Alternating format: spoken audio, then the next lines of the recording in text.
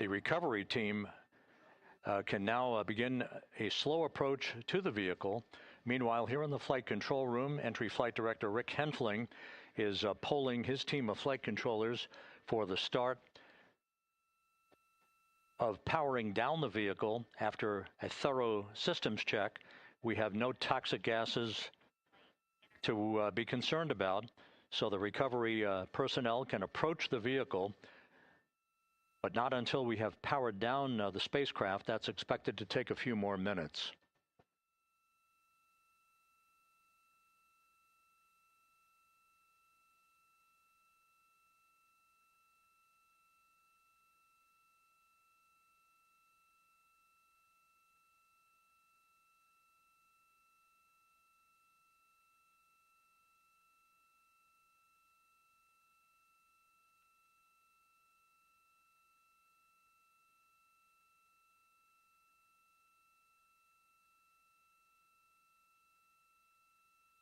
Integrity back on Earth following its historic flyby of the moon.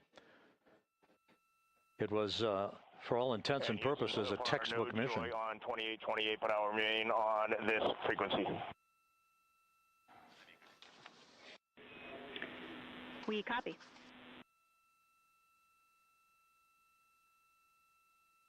Reed Wiseman indicating some trouble with the SARSAT phone on board.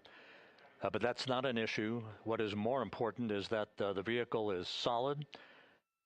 No issues as we begin the power down of the vehicle to begin the recovery process.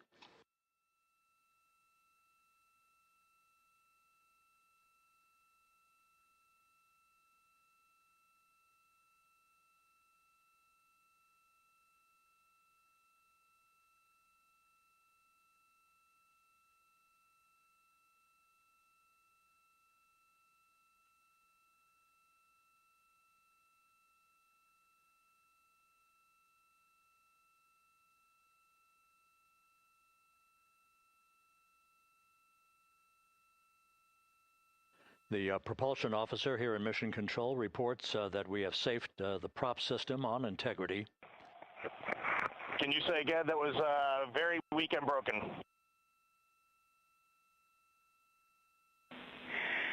Integrity, Houston did not call.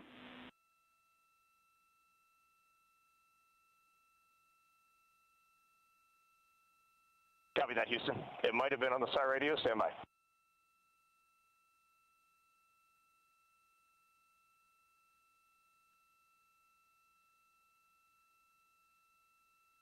All of the milestones were executed in perfect fashion. Integrity entering the Earth's atmosphere right on time, reaching its peak speed shortly after a blackout period began. We emerged from the blackout period, but the recovery imagery airborne assets were able to pick up Integrity's descent almost immediately through entry interface, tracking the vehicle all the way down. And finally, you saw the sequence of chute deployments. First, the forward bay cover being pulled off the top of the vehicle by a series of 3 parachutes. Then the drogue chutes were deployed, followed by the 3 main chutes that slowed the splashdown velocity of Integrity to just 19 miles an hour.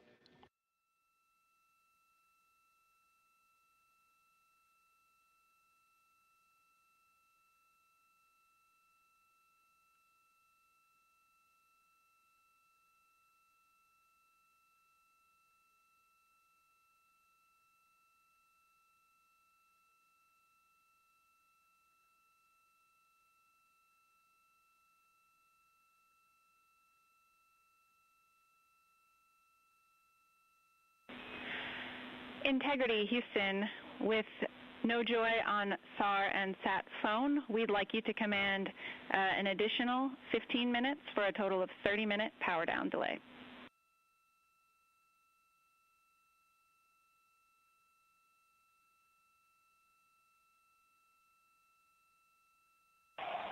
All right, Jackie, we have selected T/D+30.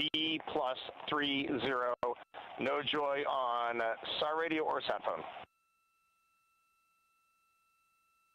And stand by, we have the master diver on SAR radio. Please hold comms.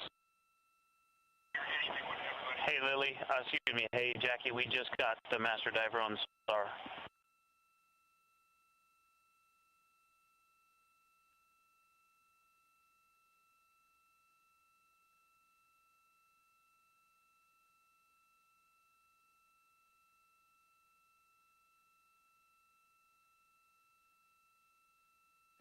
A good view of one of the fast boats. Integrity Houston, if you are happy with your comm with Master Diver, you can go back to the 15-minute power down. Okay, stand by. Yeah, we'll confirm here in a second. The crew on board Integrity coordinating with the flight control team in Houston here in Mission Control on the timing of the power down of the vehicle, which will be the precursor to the recovery teams approaching the spacecraft. There are no issues with Integrity. We've had a bit of broken capability in establishing a SARSAT or satellite phone communications capability between the crew on board Integrity and the recovery team. That will get sorted out here shortly. There's plenty of cooling on board Integrity, so there's no rush to begin the power down. I'm trying to call you on the sat phone and not getting an answer there either. Concur. We haven't had anything come through.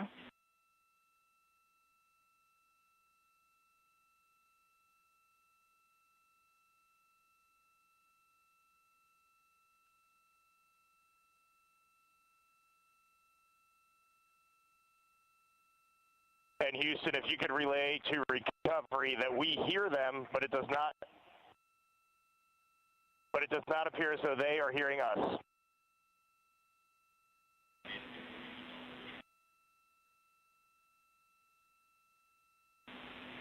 Houston copies, and Reed, just to confirm, you are pushing the PTT on the radio.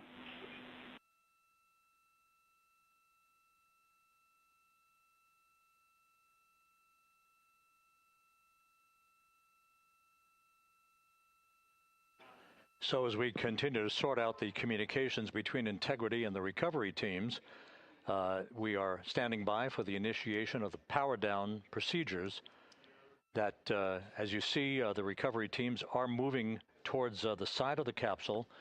The next major event will be the erection of that large inflatable raft called the front porch. That will be the port of call for the crew as they're being extracted one by one from the vehicle.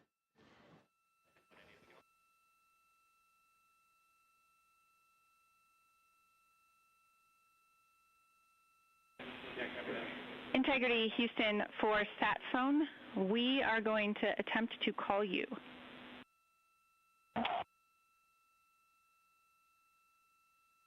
Good idea, standing by. And Jackie, yes, we are pushing the push to talk, the two buttons on the left side of the radio below the up-down arrows. We are utilizing them. I'm rebooting the radio to see if we get good comms. Okay, we copy all, and just to confirm, you are seeing that you're touchdown plus 3030 for power, correct? That's affirmative.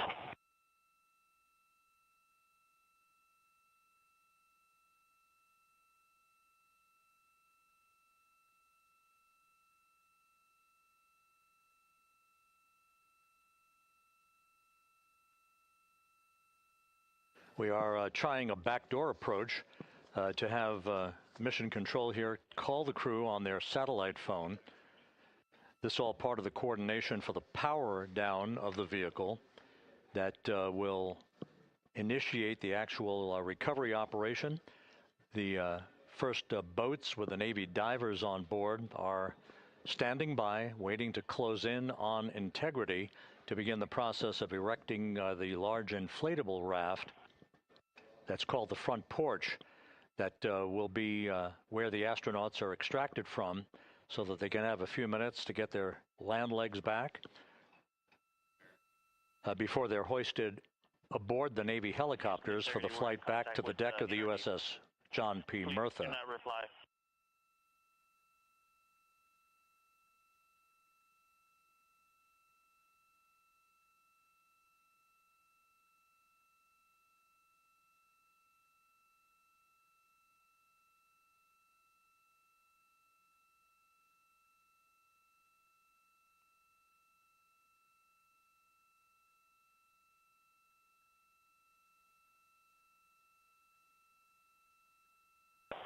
And Houston, please don't reply. NRD, very weak,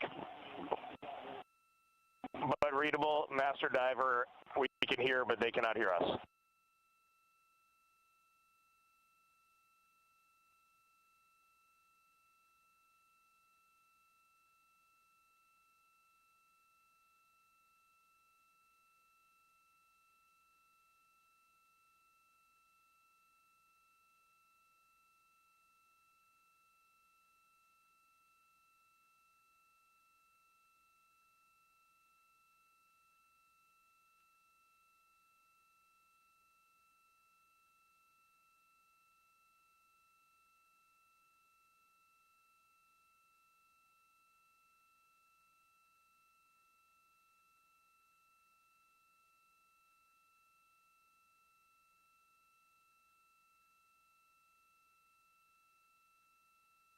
And Houston on OE1, is there any chance to tie us into NRD?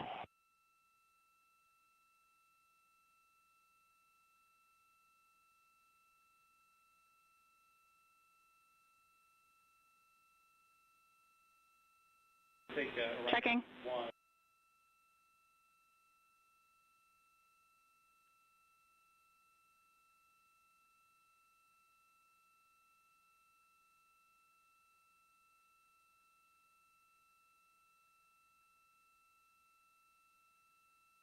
This is Mission Control, Houston. While we stand by for the establishment of communications between Integrity and the recovery team that is basically standing by very close to the spacecraft, we're going to go to the deck of the USS John P. Murtha, where Megan Cruz is standing by with Administrator Jared Isaacman.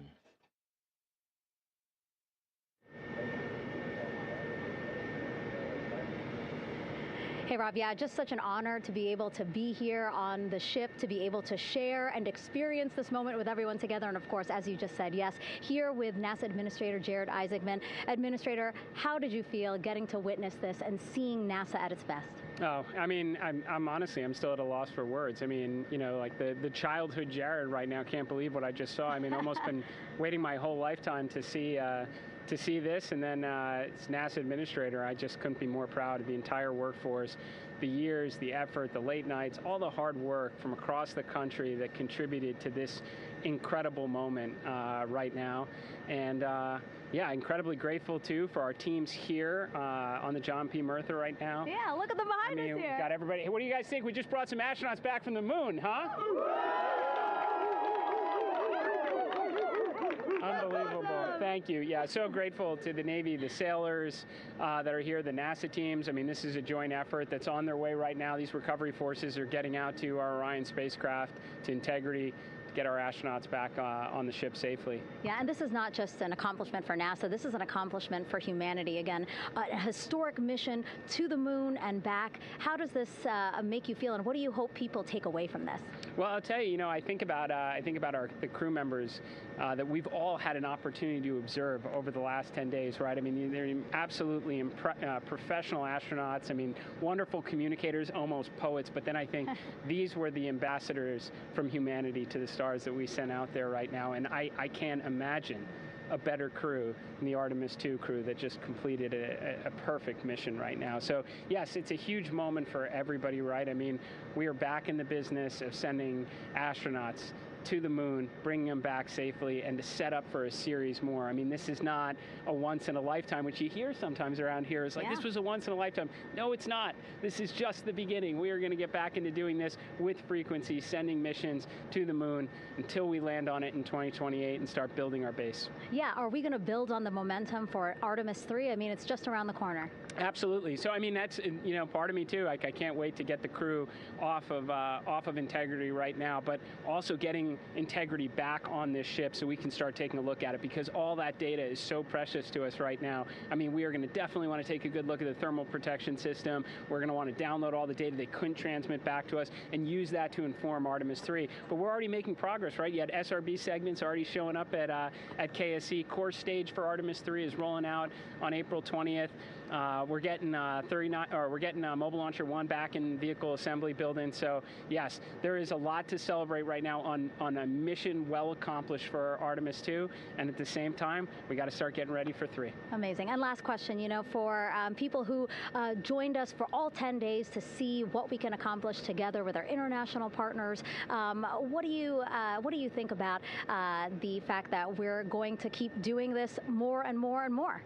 It's incredibly exciting. I mean, yes, it's the contributions, like the best and brightest across the NASA workforce from across the country, our industry partners, our international partners. We had a Canadian Space Agency astronaut on board in Jeremy. We had the European Service Module. And you think, in the days leading up to this launch, I mean, 48 hours prior to launching Artemis 2, I was meeting with the Italian Space Agency. We signed a memorandum of understanding to build a habitation module on the moon. I mean, you have countries, all of our allies and partners coming together saying, we are committed to this effort, we are returning to the moon, we're doing it to stay, we are building that enduring presence, we are going to master the skills on the surface of the moon so someday we can undertake missions to Mars. It's just an incredibly exciting time, and we're not going at it alone, we're bringing everybody along with us. Absolutely. And speaking of everyone, one more time, we're going to ask the crew here, you guys ready to land on the moon? Awesome. I love that. Okay, well, thank you so much, Administrator. Appreciate you being here. We're, of course, going to stay on to watch the crew get extracted from Orion, so stay tuned, and we'll see you back here shortly.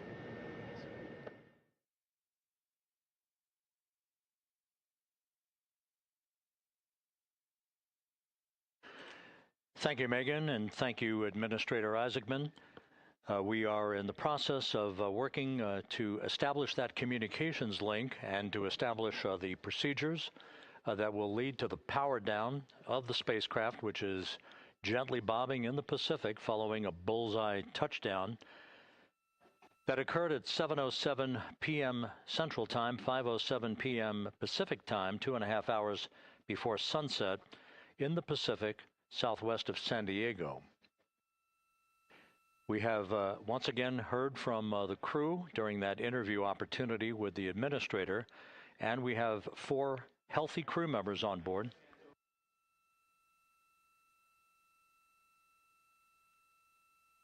We now have confirmation that the vehicle has been powered down as per the procedures. So we have vehicle powered down, and the flight control team here in Houston, Flight Director Rick Henfling, has handed over mission authority to the Exploration Ground Systems team out in the Pacific. Now, we will physically not get off console with this team until the crew has been extracted into the front porch, that inflatable raft that will be erected along the side hatch of Integrity. So we're standing by for that in the next step in the recovery procedures. But everything is in great shape, and we have 4 healthy crew members on board the vehicle.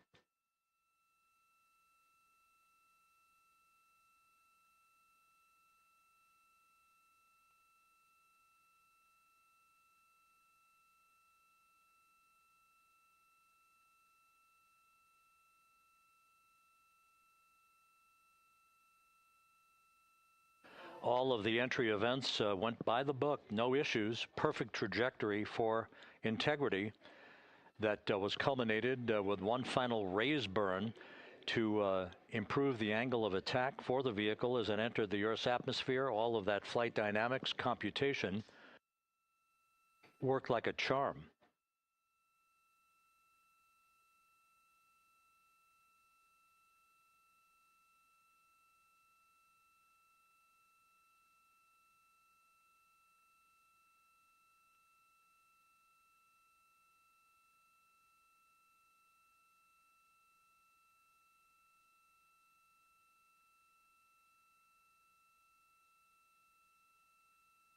So we are standing by for the recovery team to approach Integrity and begin the process of erecting that inflatable raft called the front porch. which will see the crew members be extracted from the hatch of Orion into that inflatable raft before they're hoisted aboard 2 Navy helicopters in a variety of different configurations.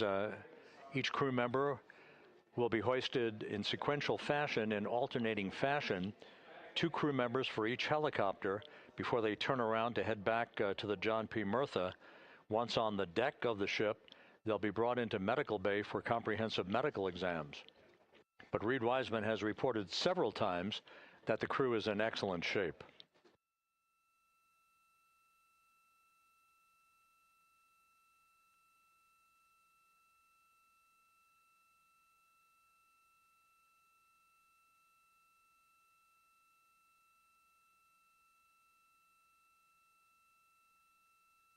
So just to recap, it has been some 26.5 minutes since the splashdown of Integrity in the Pacific. The vehicle is in excellent shape. It performed like a champ all the way down through the Earth's atmosphere. All of the vehicle functions were checked off in excellent trip hammer fashion. The parachutes all deployed as planned. Splashdown occurring at 7:07 p.m. Central Time, 5:07 p.m. Pacific Time.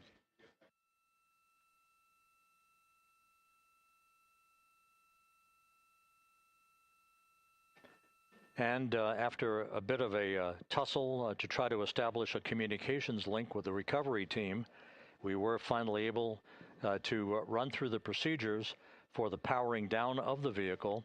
We've handed over mission authority to the Exploration Ground Systems folks out in the Pacific, and the recovery team will be approaching the vehicle shortly to erect the inflatable raft called the front porch before opening the hatch to Integrity to bring the crew members onto that raft before they're hoisted onto 2 Navy helicopters, 2 crew members for each helicopter, before they're flown back to the deck of the USS John P. Murtha.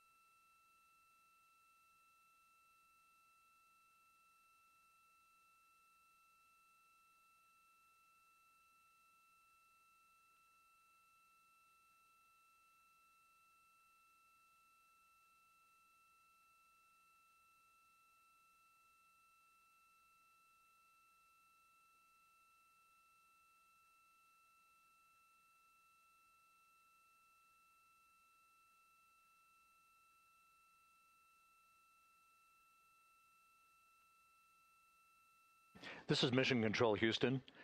After talking to the flight dynamics folks, we have a bit of a refinement on the splashdown time for you.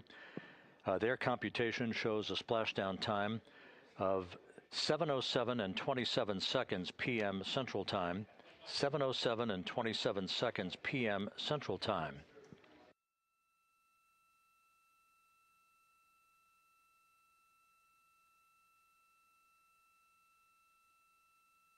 That would equate to a mission elapsed time of 9 days, 1 hour, 32 minutes, and 15 seconds.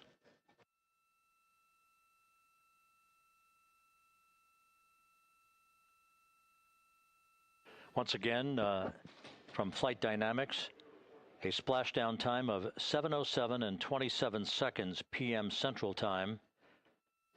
That would equate to a mission elapsed time of 9 days, 1 hour, 32 minutes, and 15 seconds.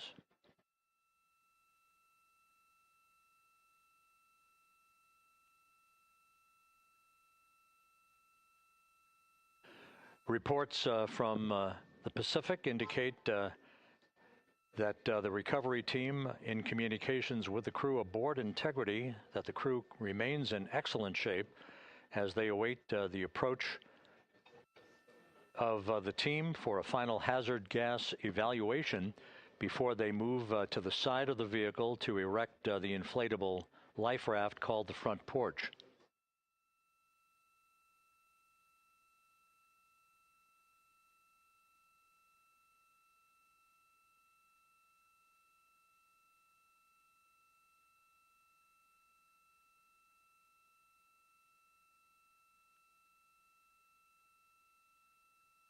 Again, no issues with Integrity. The vehicle is powered down.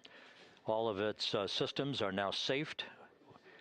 We have handed over mission authority to the Exploration Ground Systems folks in the Pacific, but we will not stand down and have the entry flight control team depart its positions until that inflatable raft, the front porch, is erected, the hatch open, and the crew having exited the vehicle. So that's the next step in the recovery process that will lead to the hoisting of the crew members. For 2 crew members for each helicopter, they'll be hoisted to a pair of Navy helicopters that will then fly a short distance back to the USS John P. Murtha. What you're looking at is one of the fast boats circling the vehicle to make a hazard assessment.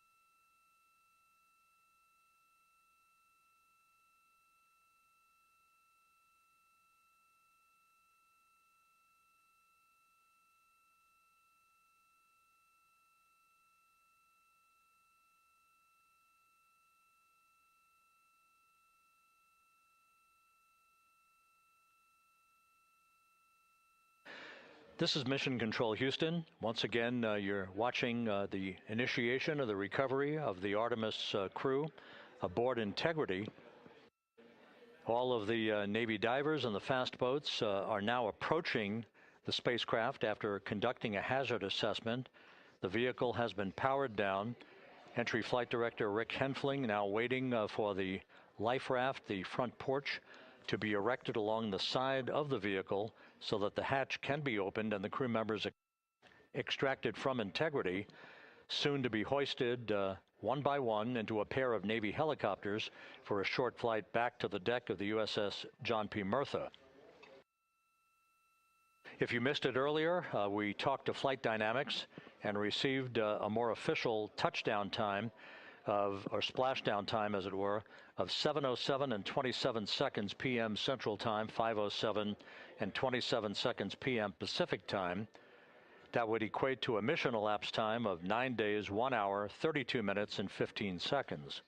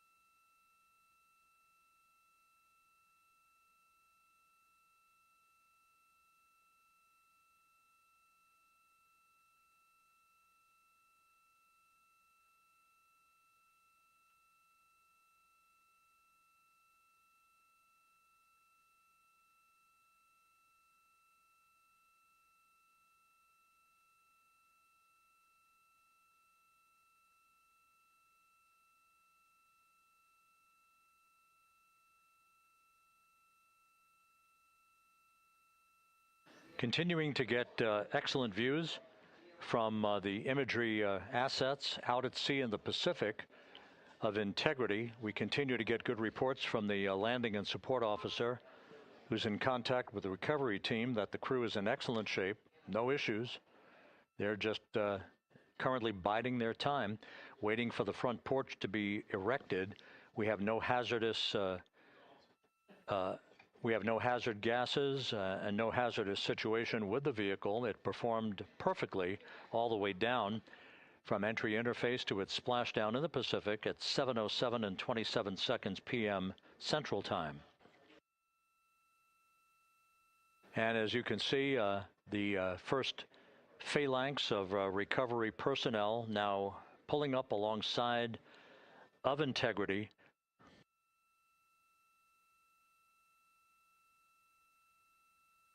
This includes Navy divers, a Navy flight surgeon, and other recovery personnel who have trained for several years for this recovery process.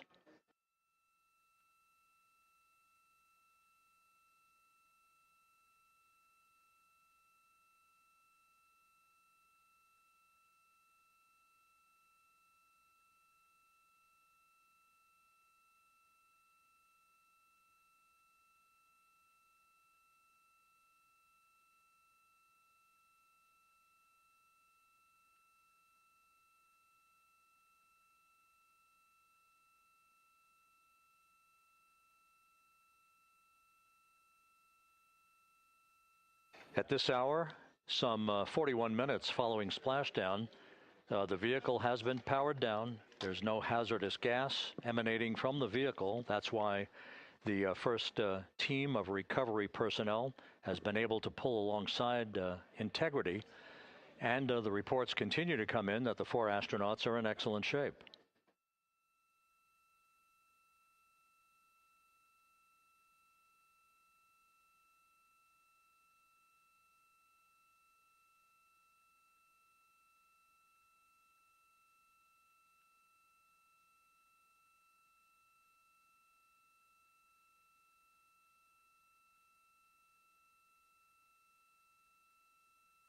Yes.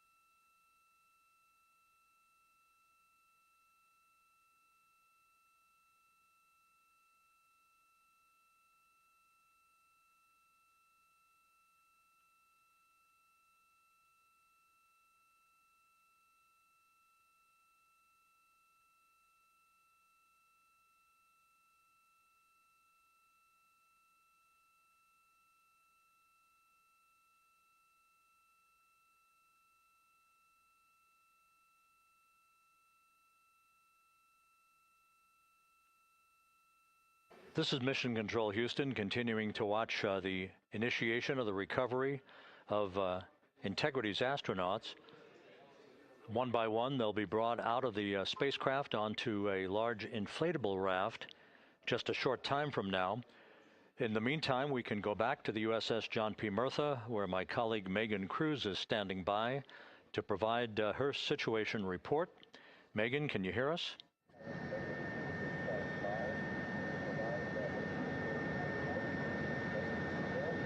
Hey, Rob. Yes, I can hear you. Thank you. Yeah, we're back here on the bow of the recovery ship where there are still plenty of people peering out into the water. We are not very far from the action everyone is seeing on their screen now.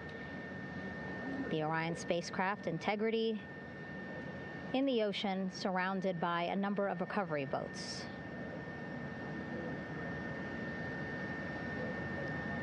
As Rob has been saying, in those recovery boats, NASA and Navy personnel specifically trained to get the astronauts out of Orion.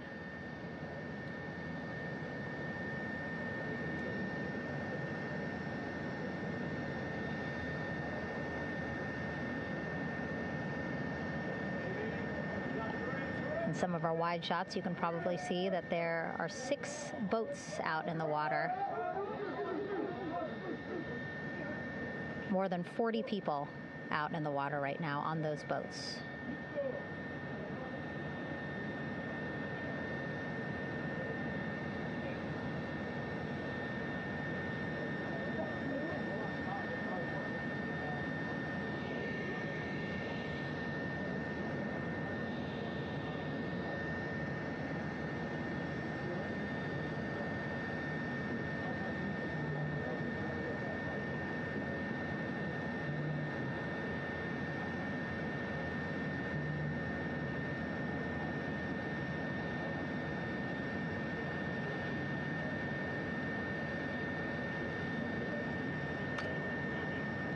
First order of business is to set up the front porch and the stabilization collar. You might also hear it referred to as a stab collar. Basically just to make sure that Orion stays upright, doesn't sway in the water too much, again, to make it easier for recovery forces to get the astronauts out.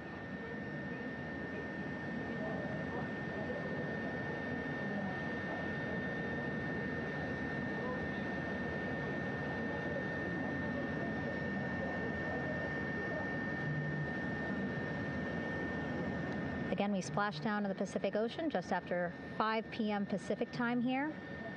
It's a requirement by NASA to be able to get the crew out of Orion within 2 hours of splashdown. So doing great on time so far. Plenty of time. No rush either. I was speaking to NASA flight surgeon Rick Schuring earlier in this broadcast, and he said to me, no rush to get the crew out. Just want to make sure that they're feeling good. And whenever they're ready to take their step out of Orion and onto that large raft, the front porch, folks will be ready.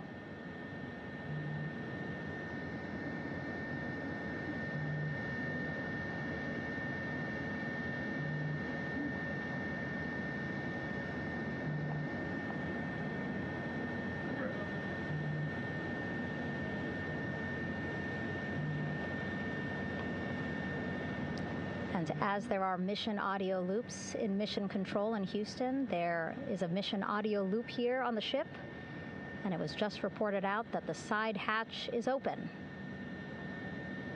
Side hatch of Integrity is open. You're getting these beautiful shots from our aerial assets.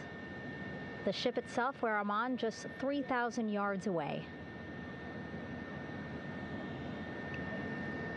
Again, plenty of people on the boat here, glued to the side closest to where they can see all this action. And again, with just 3,000 yards separating us, great views from the bow here. You can see now that side hatch is open.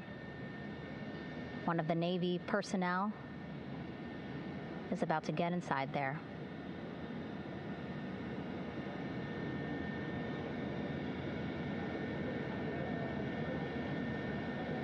In they go.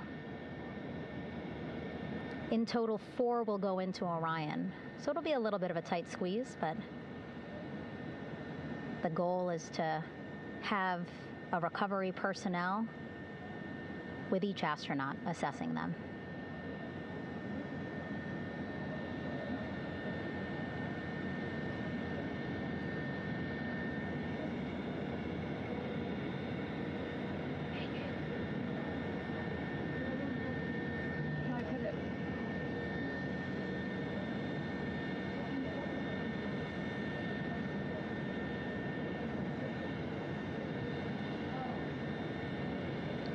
Boats getting closer now. Again, that one that's right up against Orion, those are the divers that will go in to the spacecraft to check on each of the astronauts. These other boats will begin doing a number of things, putting on that stabilization collar onto Orion, building that front porch. Eventually, they will retrieve the parachutes, as well as tow Orion back to the well deck of the recovery ship here.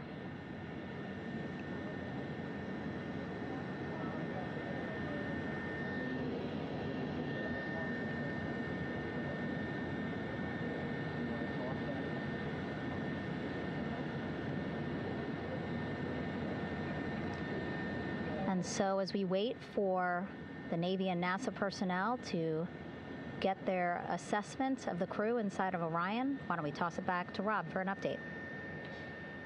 Yeah, thank you, Megan. Here in Mission Control, Flight Director Rick Henfling and the entry team of flight controllers still on duty. The vehicle has been powered down for some time now. There are no hazardous gases emanating from Integrity. That, of course, allowed the recovery personnel to approach the vehicle and then open the hatch to begin the initial medical assessment of the crew, as you just indicated.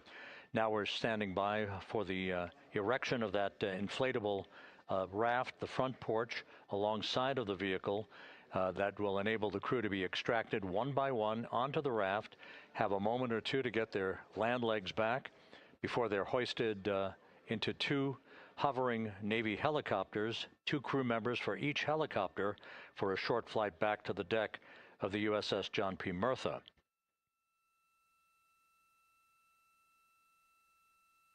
All of Integrity's systems operated flawlessly throughout the course of the approach to the Earth, the entry into the Earth's atmosphere, and all of the key milestones that followed in this high-speed return to Earth for Integrity, a mission that spanned more than 694,000 miles from the vehicle's launch from the Kennedy Space Center atop the Space Launch System back on April 1st.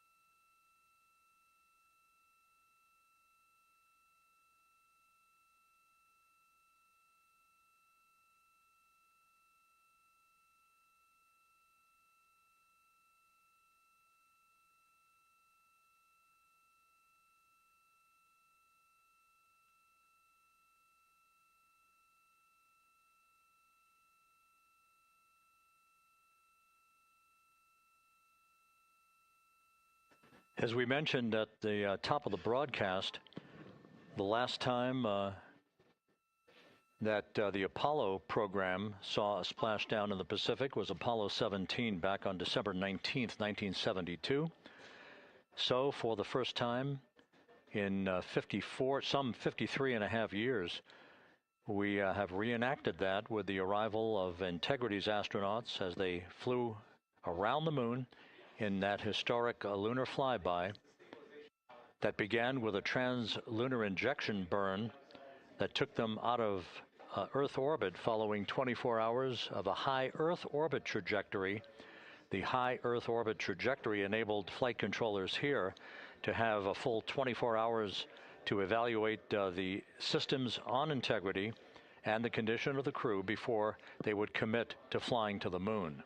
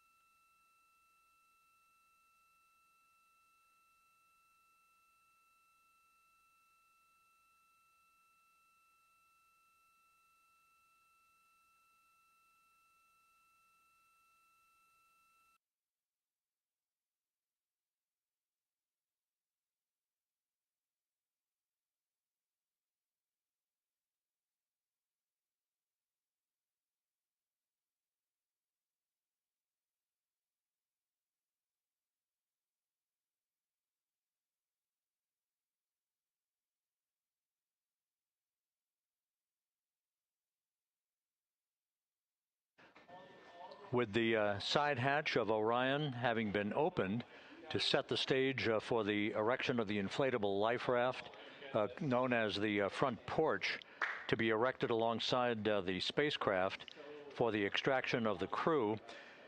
Let's play for you an interview that my colleague Megan Cruz conducted on the USS John P. Murtha with Navy diver First Class David McMahon that explains how this process is unfolding.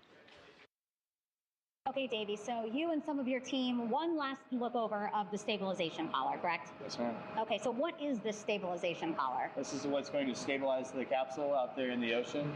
We don't know how good the weather or the waves will be that day, so this will help prevent any unnecessary occurrences from happening, stabilizing the capsule and the astronauts inside.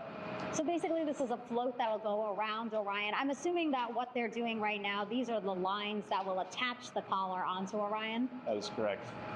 And so what are they doing here? So we've got the lower line that will secure the inflation device before we inflate it. That gives us the go-ahead that it's secure in its space, and then we'll inflate it. And then once that is done, we'll undo all the carabiners and get this orange line on top tied in the same fashion.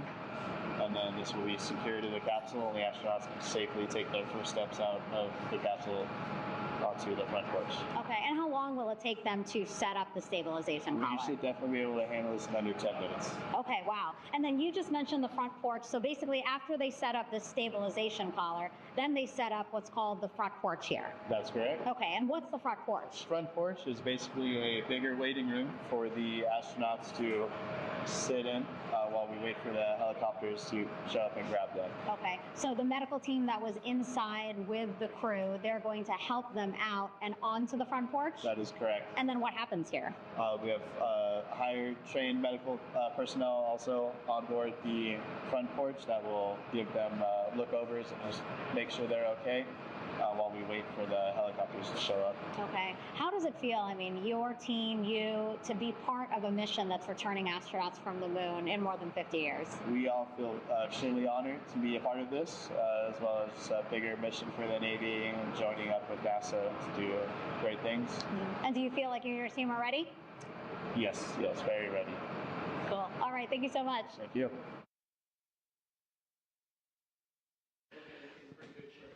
Once again, the recovery operations are continuing out in the Pacific. We shortly should see that life raft, the front porch, erected alongside the side hatch of the vehicle.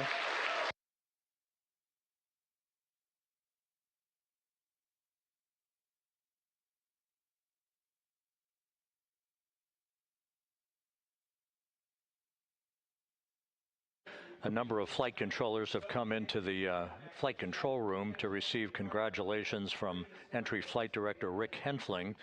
But we're going to stick with our operations out in the Pacific as we await the extraction of the 4 crew members who are reported to be in excellent condition.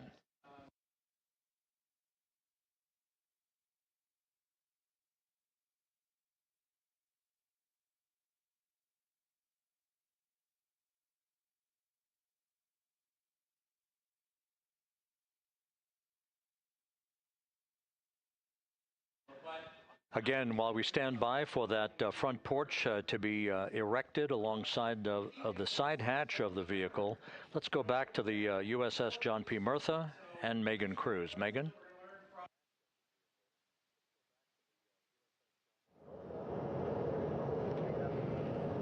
Hey, Rob.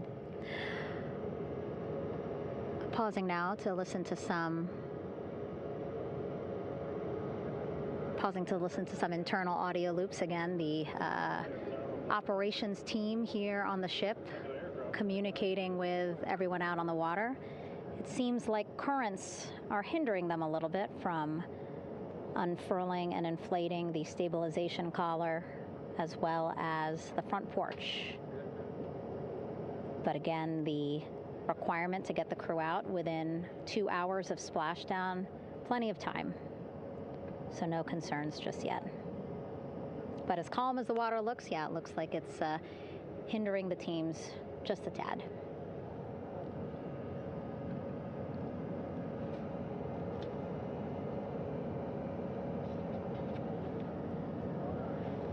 You can see in some of our shots that side hatch still open. Again, inside there are now 8 people inside. 4 divers, Navy divers, all with medical training, each assigned to an astronaut each.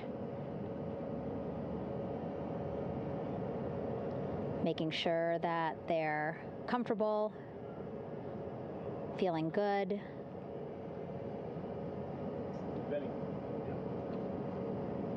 As you've heard us say in the broadcast, they expect a little bit of discomfort. Again, these astronauts just traveled back to Earth at 25,000 miles an hour, a nearly 695,000-mile journey around the moon.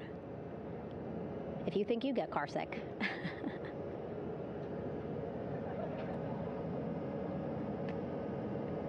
Again, 6 boats out there, lots of gear with them, just in case, right? As we said, the crew reported feeling great, but again, all those folks out there in case they weren't, right? NASA is all about making sure we think about every situation that can happen, and so, of course, wanted to be ready in case any of our astronauts needed more medical attention while out there in the water.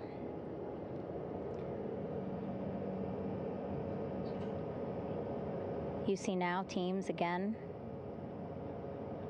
trying to set up the stabilization collar and front porch for the crew to get out of Orion. They need both, right? The stabilization collar will keep Orion from swaying as you see it is doing now.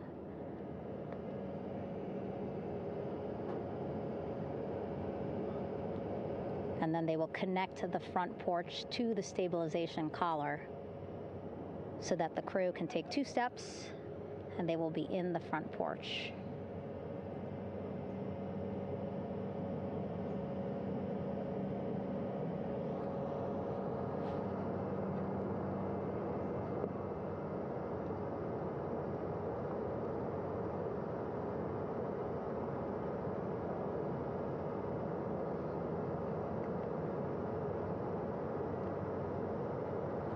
Not a lot of chatter on the mission audio loops. That's a good thing. Again, things proceeding pretty nominally, even if they're fighting some currents out there on the Pacific Ocean.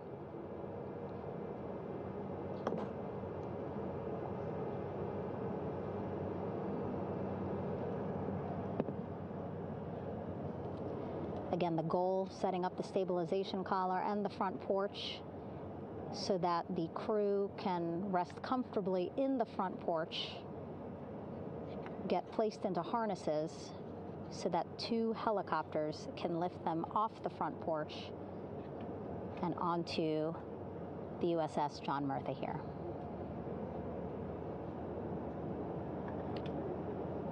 The helicopters are going to take turns picking up an astronaut. So again, Helo 1 and Helo 2.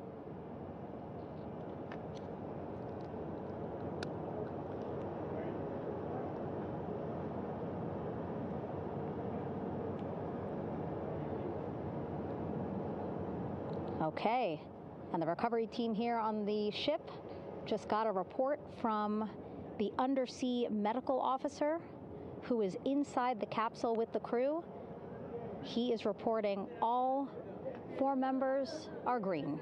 All of our 4 astronauts, Reed, Victor, Christina, Jeremy, green, meaning they are feeling great, not the complexion of their skin. They are feeling great, happy to be home, and ready to be extracted as soon as possible.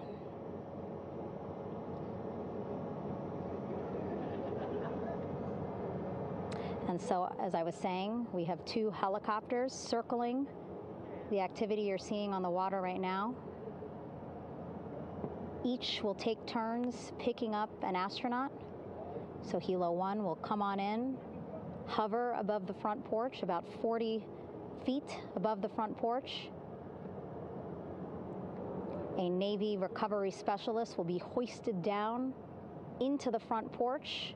The restricted maneuvering doctrine is in effect. Will connect to the first astronaut, which we're expecting to be Christina. And then Helo 2 comes around, picks up Jeremy, while Helo 1 stays above head, and then Helo 1 will come back in for another astronaut, and then Helo 2 for the last astronaut, and then back to the flight deck here on the recovery ship.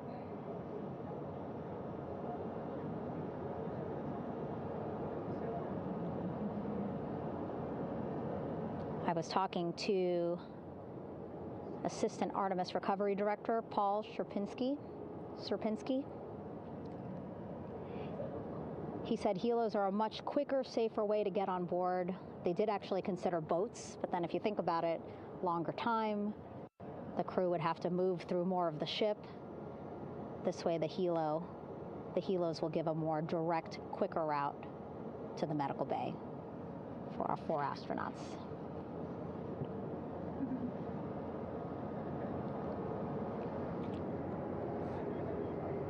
Beautiful shots from our aerial and imagery teams.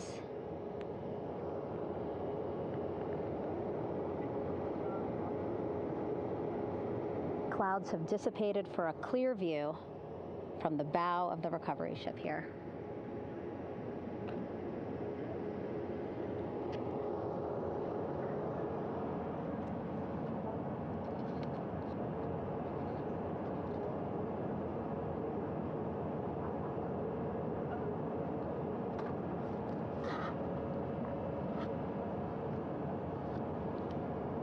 You can still see divers in the water there. Encircling Orion, that is that stabilization collar we've been telling you about. As you saw in that interview just a few minutes ago, they have to first connect it to Orion, and then once it's secured onto Orion, they can inflate it, and then they'll further secure it with other harnesses and lines.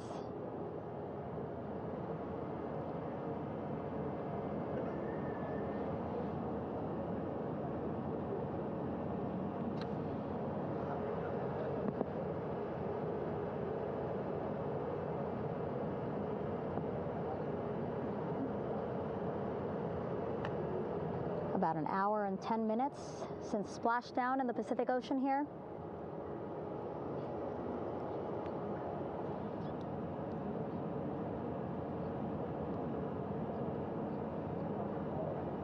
Reed, Victor, Christina, and Jeremy back home after a history-making mission to the moon and back.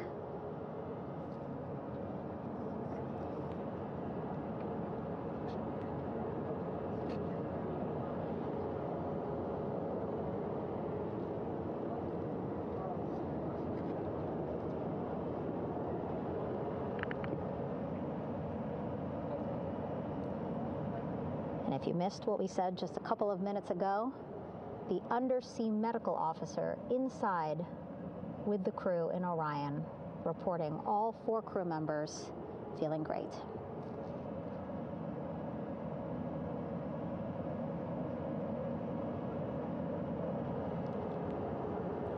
Progress being made there on the stabilization collar. It looks like they are beginning to inflate it.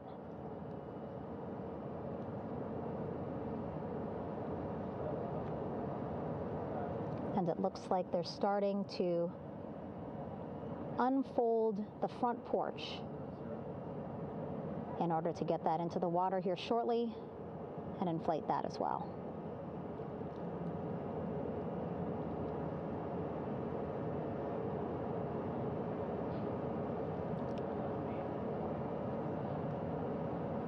Again, more than 40 people out in the water right now. And those Navy and NASA personnel have been in the water for now about 4 hours.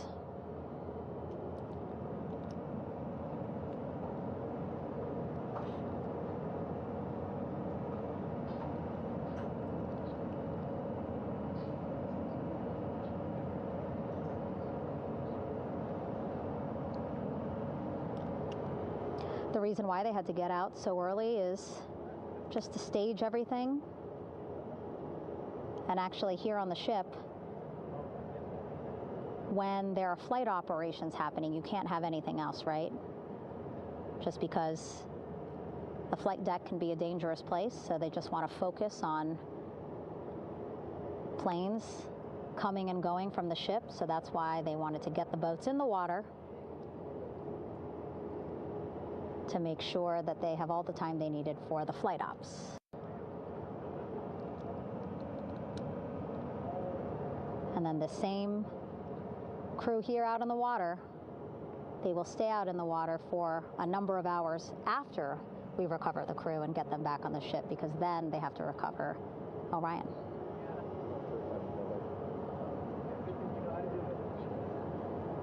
All right, that stabilization collar looking good around Orion.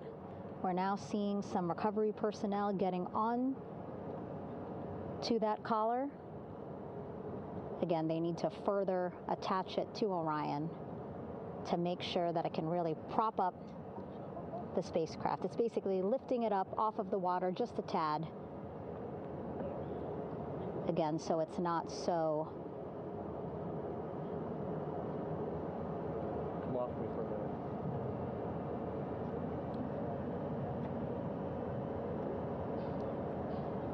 So it doesn't sway so much in the water there.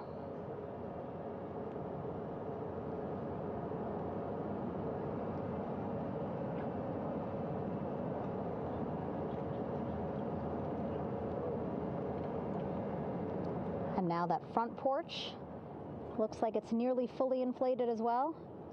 You can see a much larger surface area.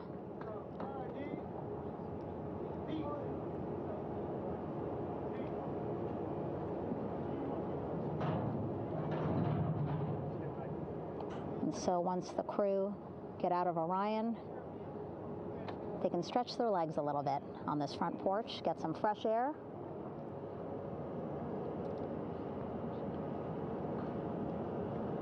And enjoy this beautiful day here on their home planet.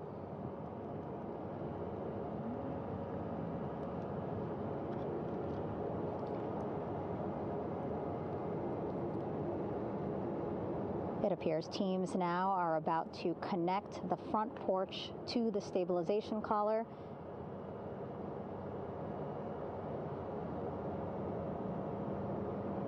And at that point, when both are secure, we should soon see astronauts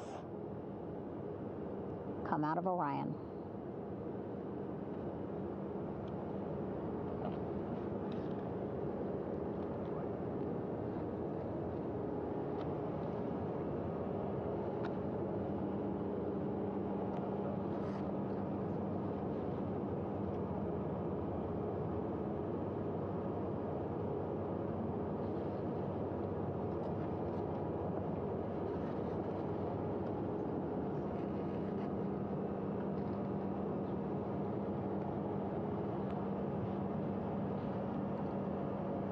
All these views you see also being fed to the Landing Force Operations Center here on the ship.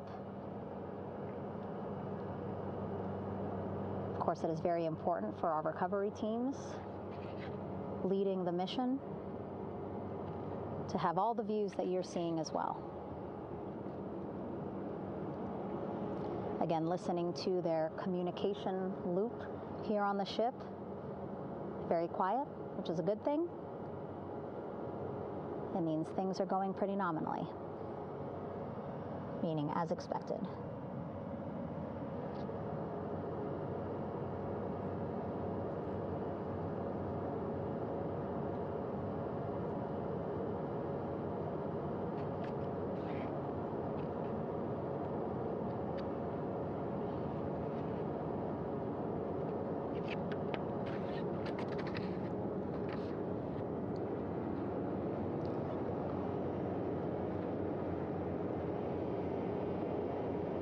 Again, all this activity happening just 3,000 yards away from the ship. So that means this will be a very quick flight back on the helicopters for the crew.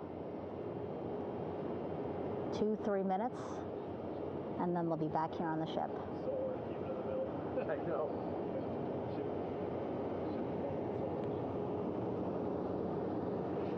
Okay, saw a thumbs up from one of the personnel on the front porch. It looks like they are now getting ready to deploy what they call the Air Rescue Vest, ARV.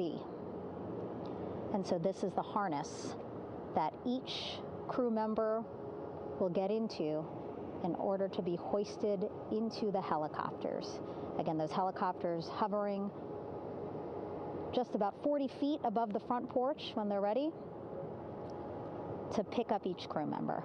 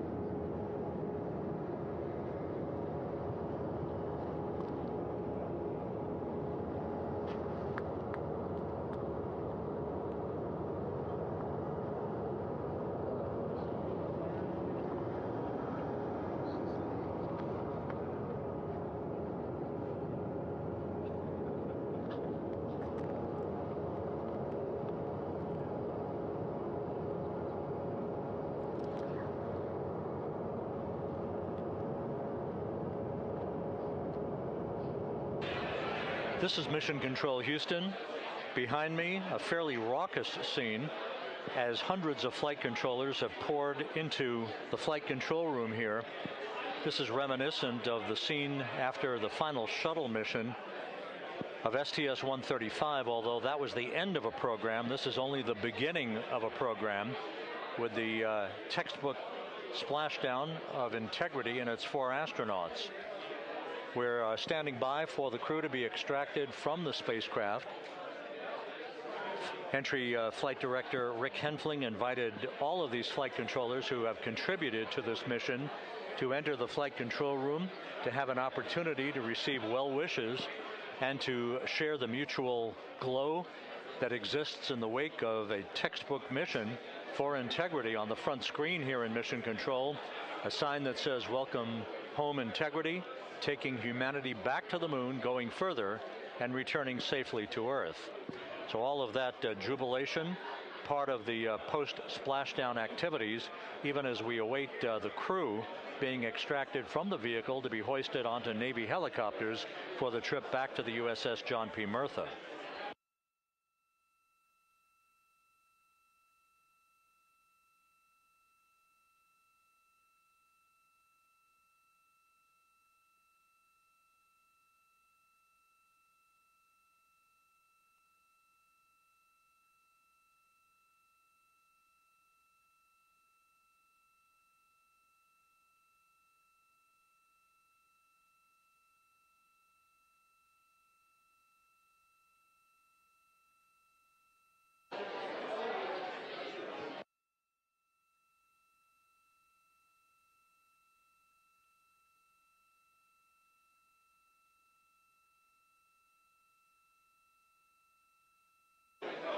Once again here in Mission Control, this view of the Artemis Flight Control Room, known as the White Flight Control Room. This is the old shuttle flight control room, and now is the home of Artemis missions to the moon and beyond.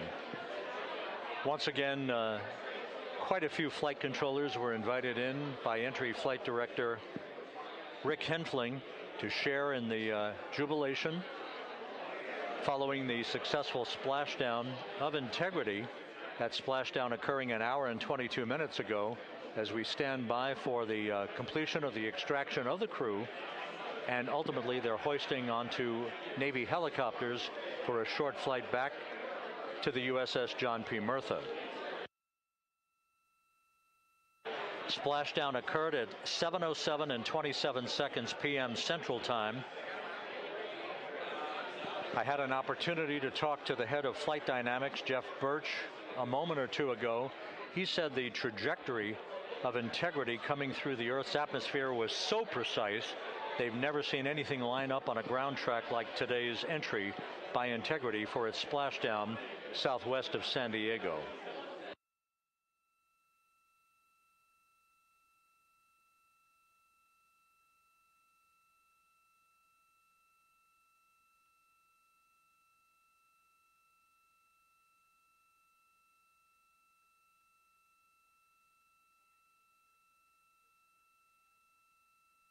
And the initial, you can hear it.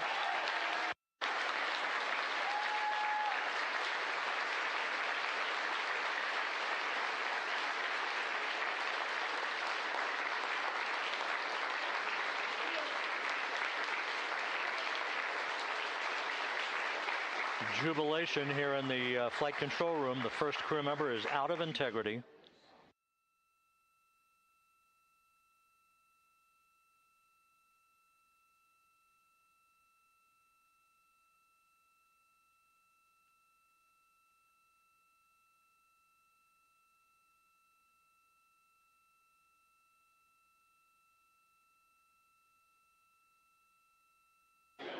We are expecting the other crew members momentarily to be extracted.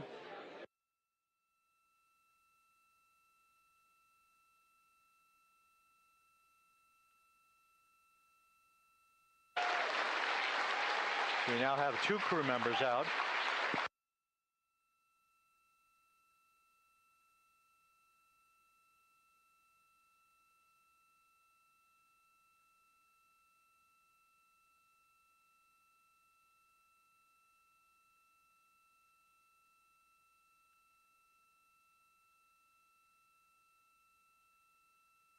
Two crew members out, 2 to go.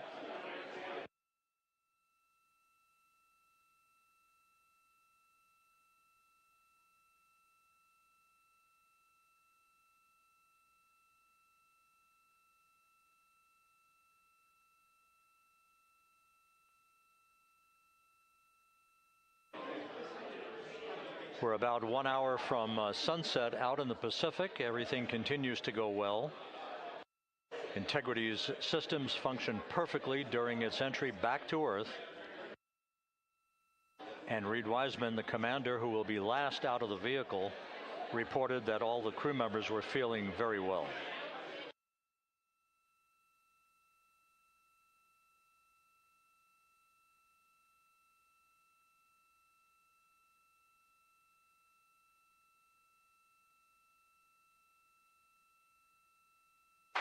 Crew member number 3 now out.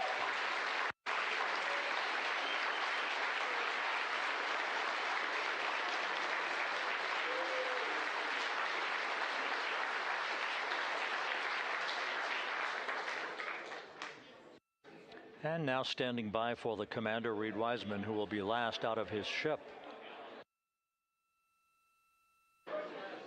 Bobbing in the Pacific under almost ideal conditions, Integrity spanned 694,000 miles during its journey from launch to splashdown.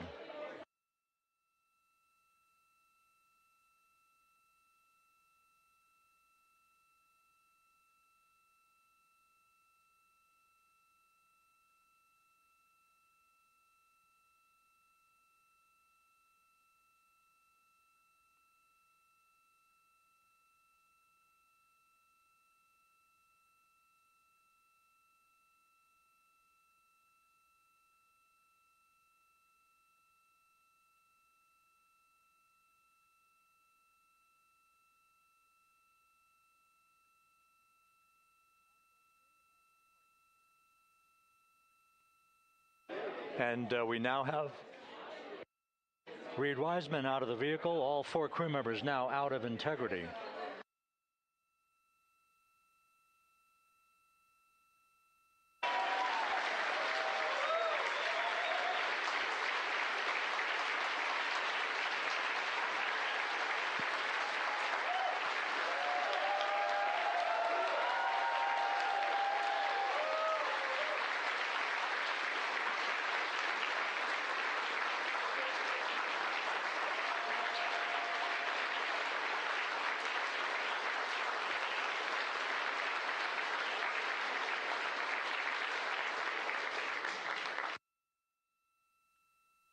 Once again, all 4 crew members now on the front porch, and the procedure to begin hoisting them up to these 2 Navy helicopters hovering overhead will begin shortly.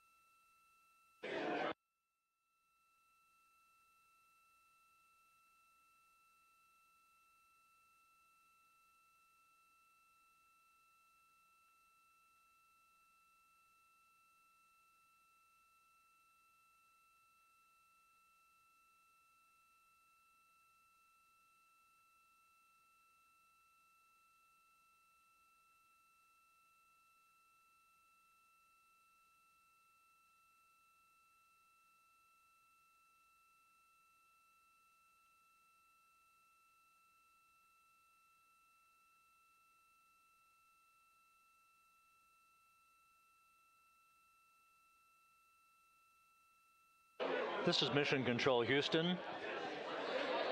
The mission is over, but the melody lingers on as jubilation continues here in the flight control room. We should be expecting NASA's Associate Administrator, Amit Kshatriya, to be joining us shortly for a short interview while the recovery operations continue out in the Pacific. So we'll stand by for that. And then we'll turn it back over to Megan Cruz aboard the USS John P. Murtha.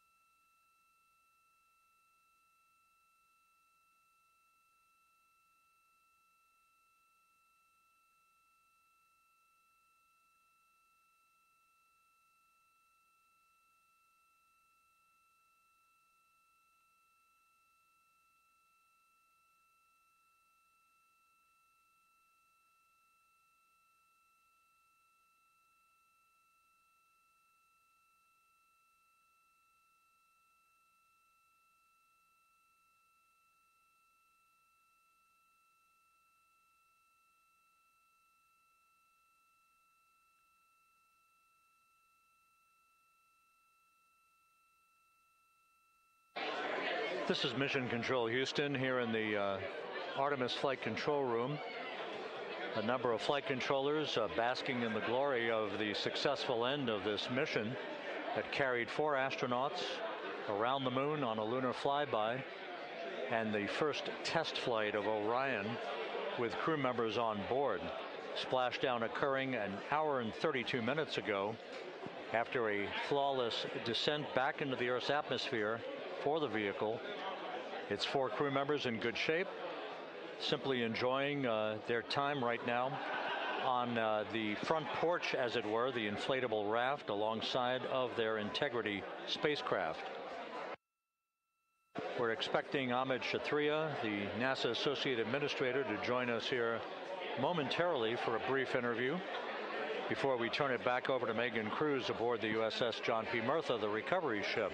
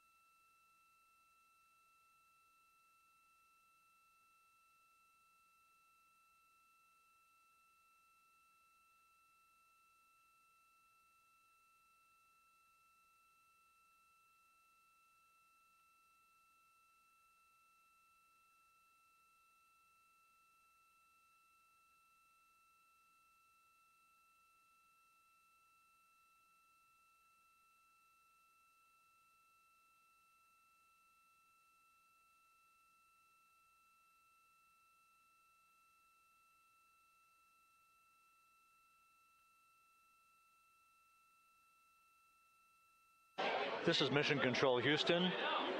We're about an hour and 34 minutes since the textbook splashdown of integrity in the Pacific to bring home our astronauts. And with us now is Amit Kshatriya, the NASA Associate Administrator. Amit, a little bit of history made tonight, a little bit of history made over the past few weeks. Your thoughts as this team here basks in the glow of what they just accomplished? Yeah, Rob, we're here in the control center, and it's kind of overrun with jubilant folks in the Mission Control Houston, as well as engineering, and folks that just want to be here, part of it, as we watch our crew get extracted from the vehicle. And you know, my thought is always about these teams, the team that's in the water right now pulling the crew out, the team here in Houston that worked so hard over the last 10 days, no sleep to get this done. You know, we still have some work to do to get the crew to the med bay here on the ship. They all look great coming out, so hopefully that won't be too long. You know, I think we saw the administrator on the boat too, giving his thanks to the Navy team on the Mirtha, which they're just an incredible group of sailors. I was able to visit with them a couple weeks ago. And then if you pull it all the way back to the workers and the folks that joined the rocket at Michoud, that made the heat shield tiles that held together tonight, that stacked the vehicle in Florida, that integrated the vehicle in Denver, that fired the engines in Stennis, that fired the boosters in Promontory. I mean, this is the entire team, coming together and being tested by the environment that this machine went through, and they did it right. The work was good. They did it right. You've said in a number of briefings, of course, and in other forums that this is just the first step. The cadence has to step up, as the administrator has indicated. Now, it's a little early for the full report card on how Integrity did, but did this mission ultimately, from your eyes view, exceed expectations?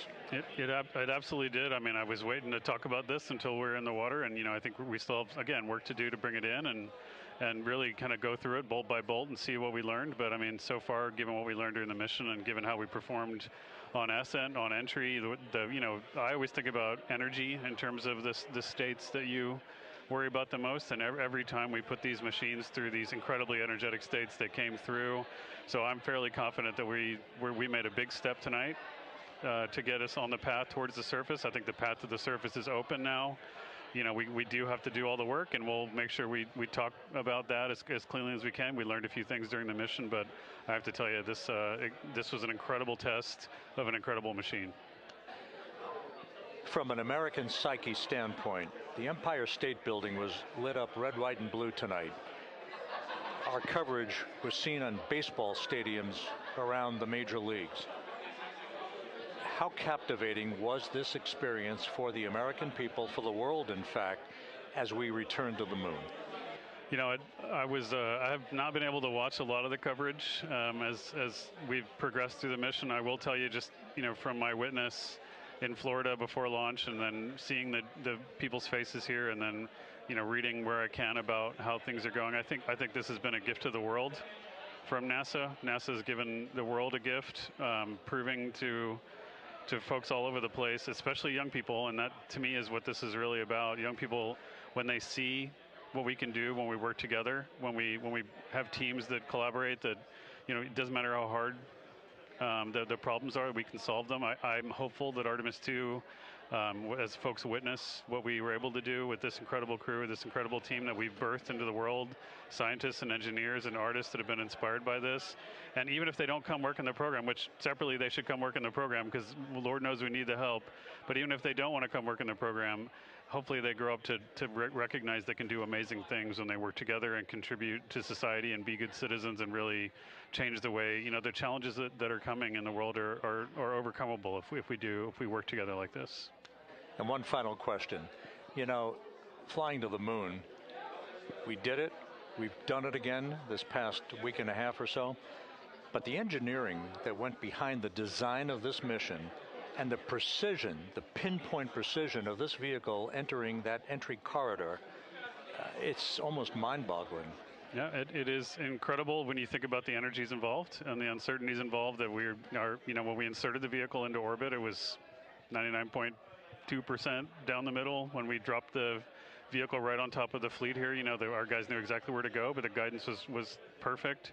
You know, it's interesting. I've got this question a lot over the last few weeks about, you know, we did this before 53 years ago, and you know that.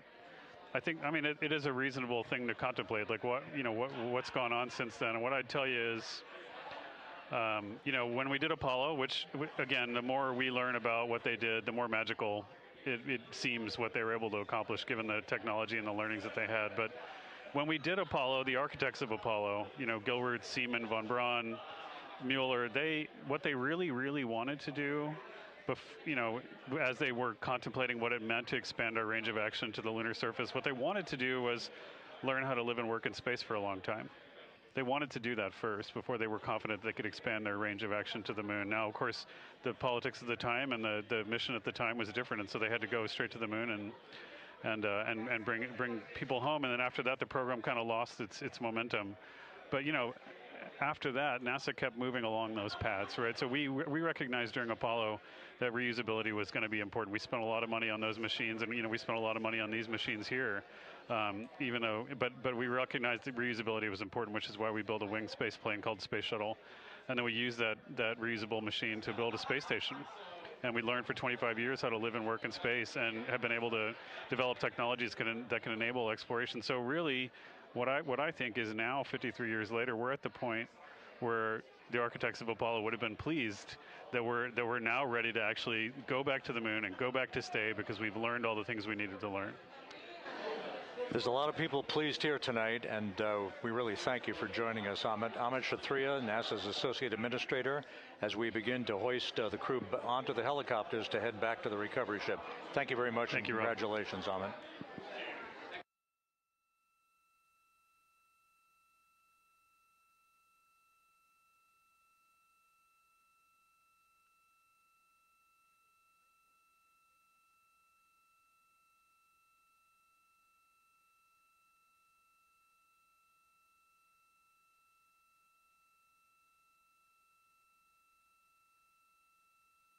This is Mission Control Houston, with the crew members now beginning to be hoisted aboard the Navy helicopters.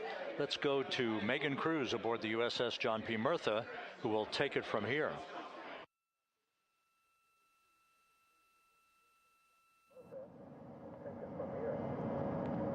Hey, Rob. Yeah, back on the bow of the ship here, we are seeing the helicopters circling Orion.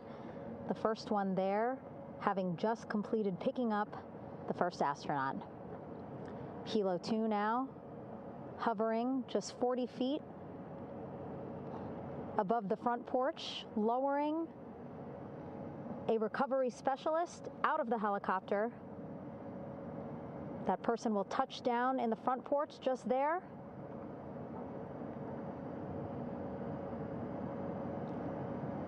The crew members already outfitted with a harness that will allow them to quickly attach to the hoisting device.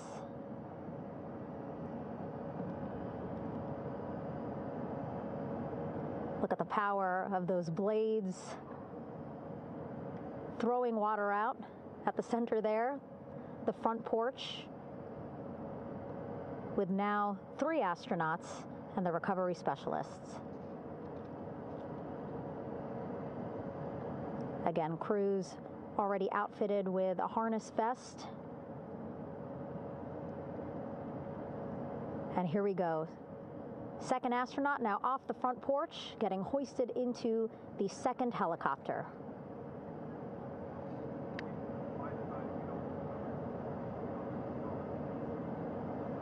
That helicopter will now hover just a distance away to give room for the first helicopter to come back and pick up the third astronaut.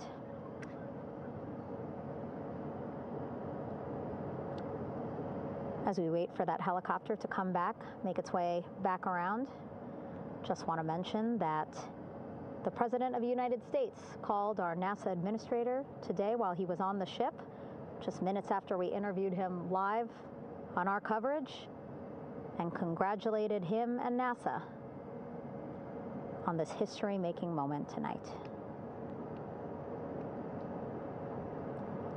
Helicopter 1 again hovering 40 feet over the front porch.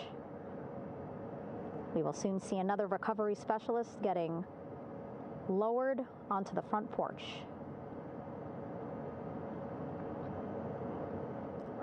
Wow, imagine sitting on that front porch, the wind, the water. But again, the recovery team determined that a helicopter flight back to the ship here would be safer, faster, and more comfortable for our crew who just completed a 10-day mission around the moon. Third astronaut in the air, getting hoisted quickly back into the first helicopter now.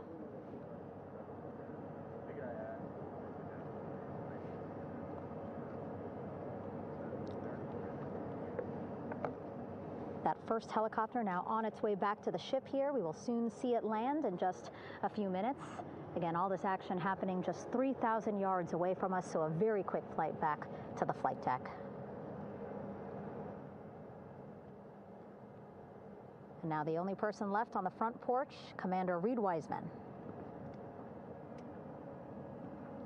That second helicopter now making its way back over to the front porch. Here it comes.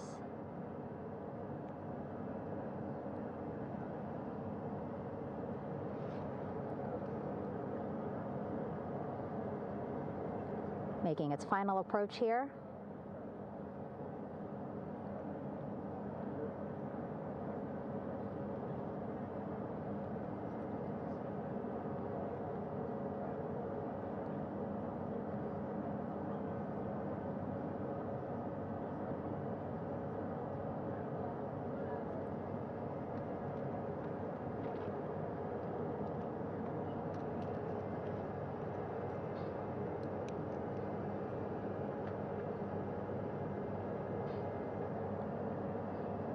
The last astronaut, Commander Reed Wiseman, now off the front porch and almost into the second helicopter. Both now on their way back to the ship where we are, the USS John P. Murtha, just west of San Diego in the Pacific Ocean.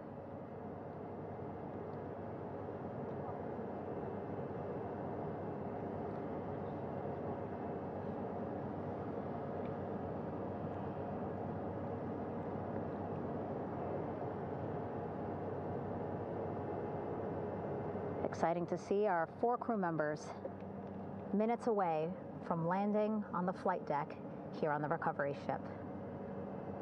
550 people on this ship, excited, ready, anxious, looking forward to welcoming this crew aboard.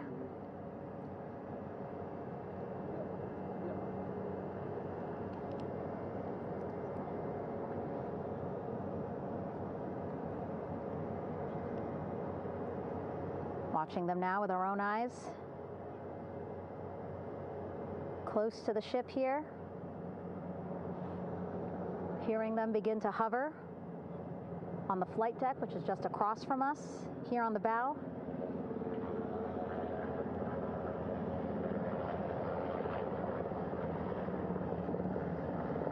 The first helicopter coming in.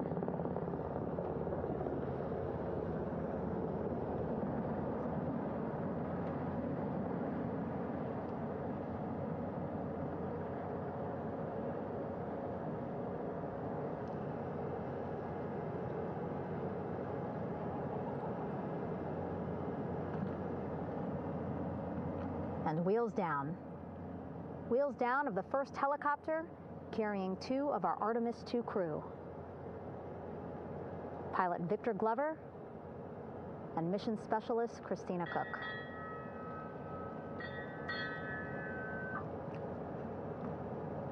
Kilo 1 on deck reported on the recovery loop. Again, the mission audio loops that the recovery team are using here to communicate with one another. And an announcement just made on the ship, integrity incoming. 2 more helicopters on their way to the flight deck, one carrying the crew, the other, one of our imagery helicopters. Again, kudos to our imagery and aerial teams for giving us these beautiful views of history in the making. Set amid a gorgeous, soon-to-be sunset here in the Pacific Ocean.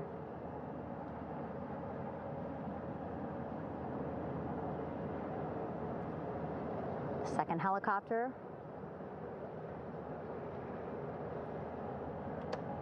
making its approach of the flight deck.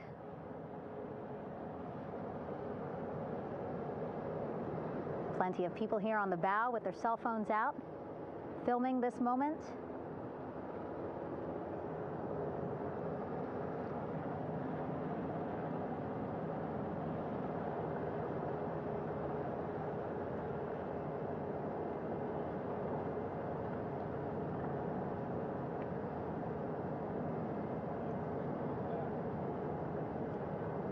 Some impressive flying here by the Navy,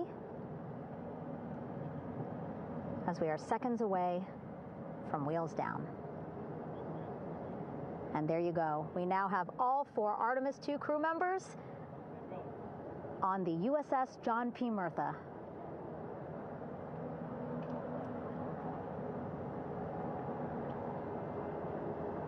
I'm sure they're happy to be out of the water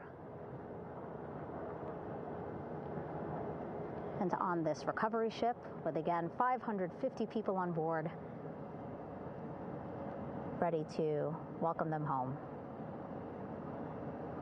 But first, as we've been saying throughout the broadcast, just making sure the crew feel good. We reported that they were feeling good when they were in Orion, but those were just initial, quick, verbal assessments of how they're feeling. Their destination tonight, the medical bay here on the ship, right after we power down the helicopters here.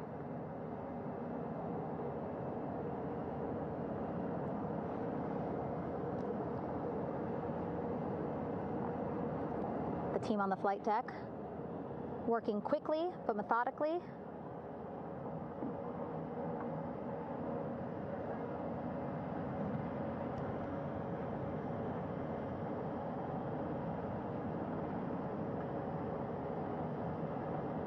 Waiting for just one more helicopter to touch down.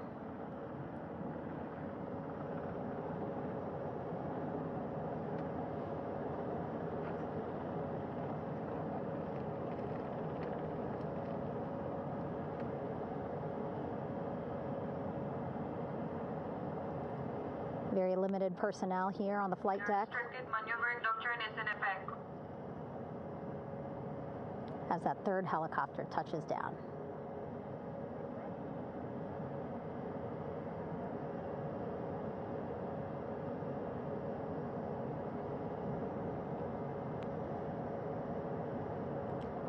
The ship is at flight quarters.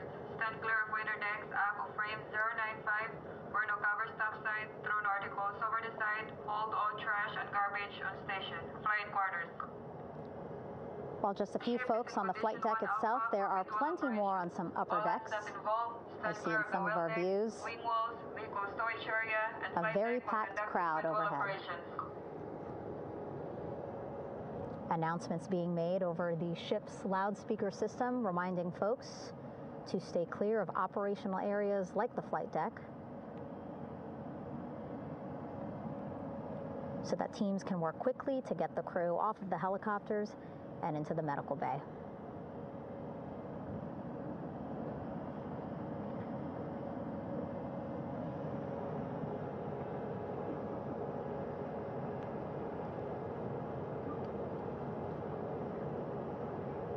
Splashdown today, 5:06 p.m. Pacific time. We are within 2 hours of that splashdown time, and already we have all 4 crew members on the flight deck of the USS John P. Murtha.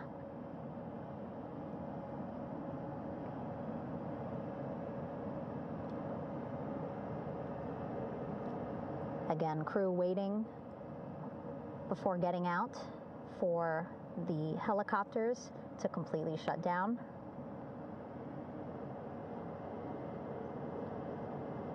Safety, of course, very important to NASA and the U.S. military.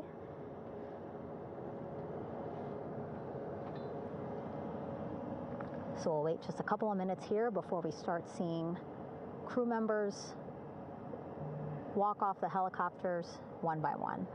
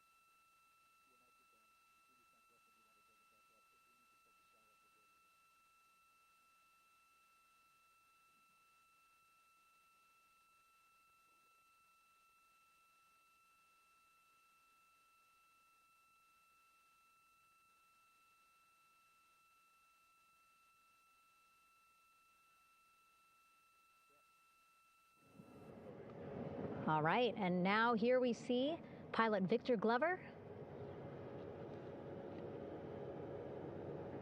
and mission specialist Christina Cook sitting on the edge of one of the helicopters, looking in great spirits.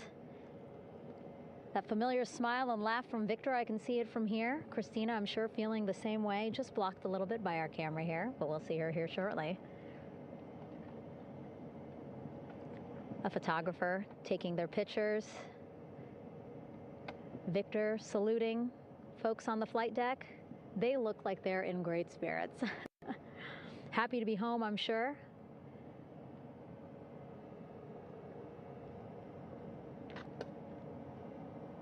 If you're sitting at home, I hope you too are wondering, what would you want to ask them if you got a chance to talk to them? Because that is what I'm thinking about. Getting the opportunity to talk to or ask questions of these 4 astronauts who just made history as the first crew to return to the moon since 1972.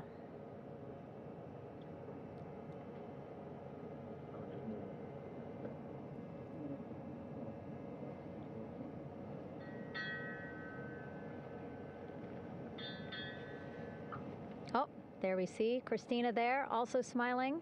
Finally peering out, waving at the cameras. Hello to you too, Christina, yes? Welcome back. Welcome, welcome home. A loudspeaker announcement on the ship saying, "Welcome home, Integrity."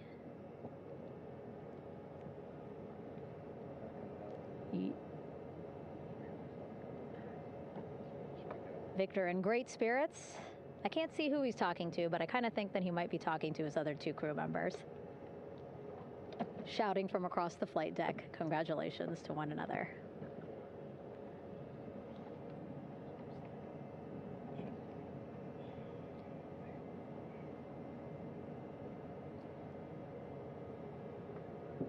And so now we see some Navy personnel walking up to the helicopter.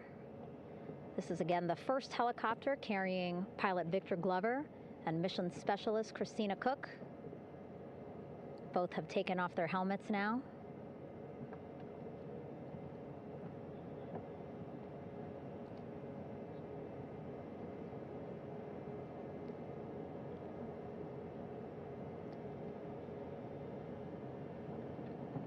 Some pictures, video to catalog this historic moment. A beautiful sunset just behind them here in the Pacific Ocean. Golden hour. These pictures will be beautiful.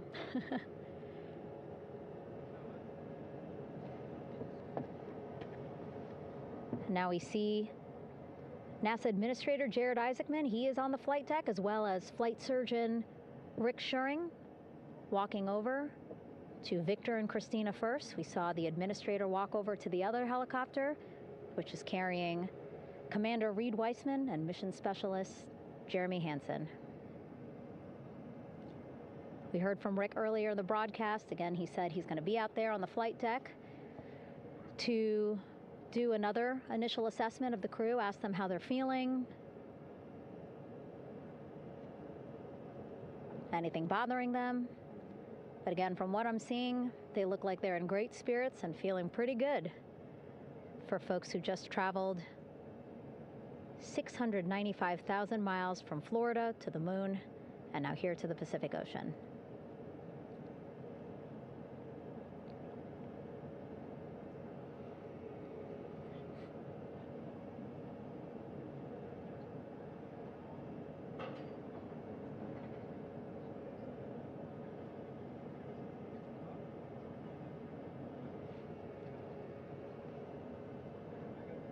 We're now seeing NASA Administrator Jared Isaacman walking across the flight deck. He had been talking to Reed and Jeremy, now approaching Victor and Christina.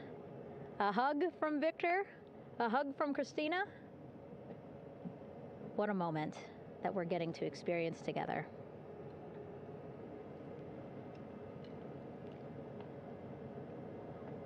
I'm sure congratulatory words. You know, we got to speak to the administrator live on this broadcast as well, and he said the kid in him right now, giddy, absolutely giddy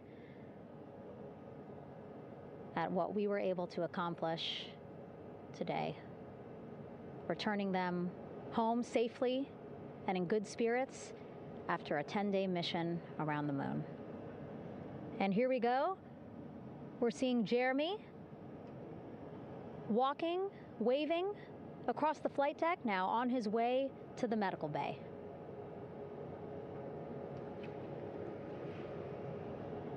It's a short walk, less than a minute. Again, that's why the recovery team decided to use helicopters to get them on the flight deck for that short walk to medical bay.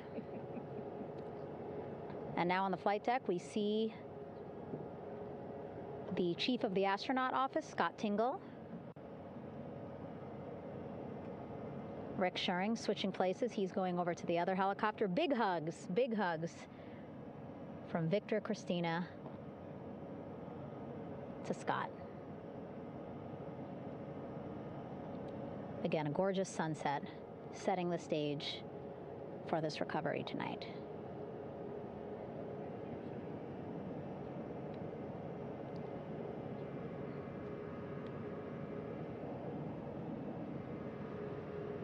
All right, and now here we are, Christina, making her way, looking thankful, grateful, happy to be home.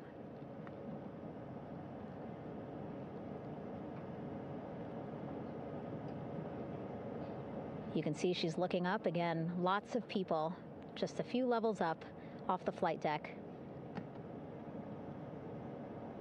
welcoming her home.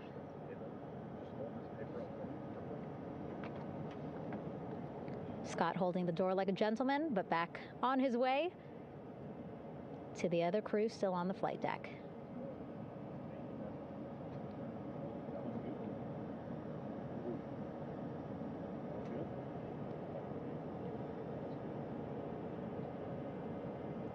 So still on the flight deck, Victor Glover and Reed Weissman.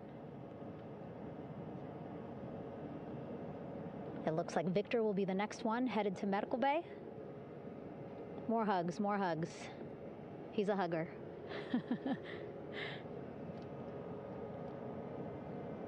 Victor looking good as he walks across the flight deck.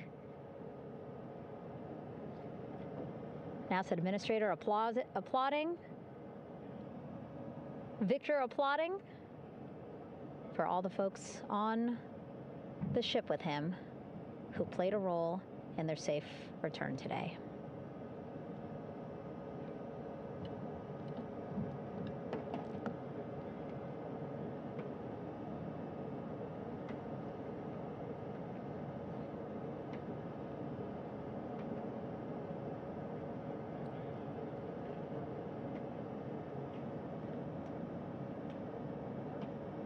And finally, just one Artemis 2 crew member left on the flight deck, Commander Reed Weissman.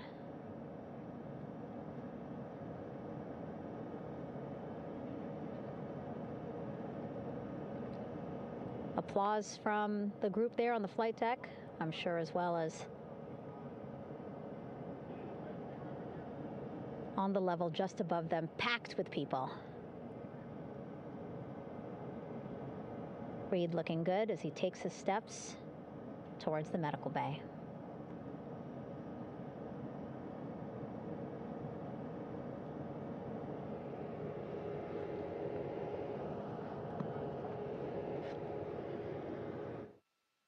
See our 4 Artemis 2 crew members back on the ship.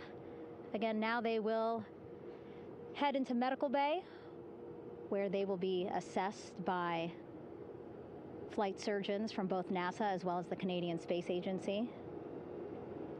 A more in-depth assessment. When they get to medical bay, they will each have their own nurse. They will be helped out of their suits.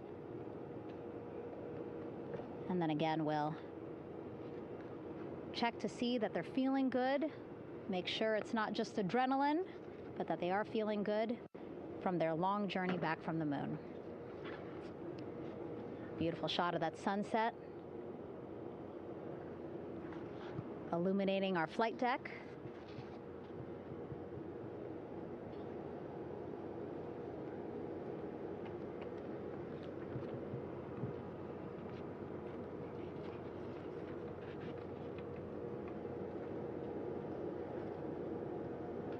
All right, and now with our astronauts safely on board, I want to welcome on Artemis Recovery Director Lily Villarreal.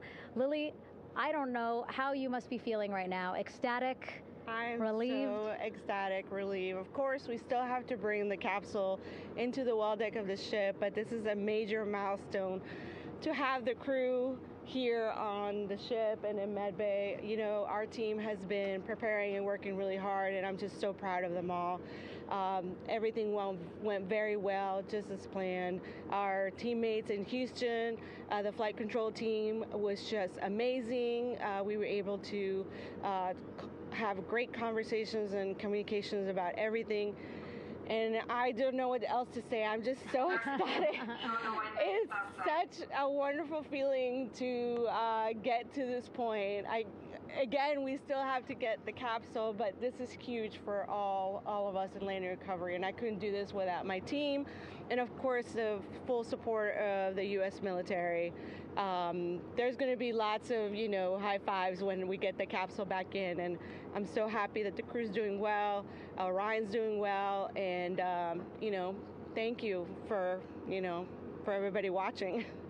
Yeah, it was great to watch the crew come back to the ship with you. How were you feeling when you were seeing them looking so happy to be home and feeling really good? The funny thing is that we had video of them from inside the Orion vehicle. They were like that from the beginning. When we opened the hatch, they were already out of their seats, having a good time, waiting for us to open the hatch. And they opened the hatch, and of course we did the first medical assessment. Everybody was doing very well, and they were just having such a great time with the medical team that was inside the capsule. I think they were all taking selfies with the phones that they have, probably talking about what they saw, and it was just smiles all around. They were having such a great time. And then we put them on the front porch when we were ready to put them on the front porch. And again, you could see they were just so ecstatic to be home and talking to everybody. So we were very happy to see all of that in the control room of the LFOC. How remarkable is that? Again, if we think about their journey, the 695,000-mile journey around the moon and back, coming back at 30 times faster than the speed of sound. I mean, how remarkable is that they are in such good spirits? I mean, this is an amazing crew. I think you guys have seen it for the past 10 days. They're wonderful people, and we're so happy that they brought us along on that ride. And I can't wait to see all the additional videos and pictures that they have that, we'll get a hold of now that they're back on the ground. And I can't wait to hear how, a little more than what we saw on the press briefings from the crew about what they saw It's just fantastic. You know, some of my favorite people around this 10 days was the science team and how excited they were. And so this is exactly how we feel in the landing recovery team when the science team went, oh my goodness, when they heard all the discussions about the moon. This is exactly how we feel now in the landing recovery team. We're so ecstatic. Yeah. Again, we have to recover the capsule. I want to make sure we don't forget about our Orion.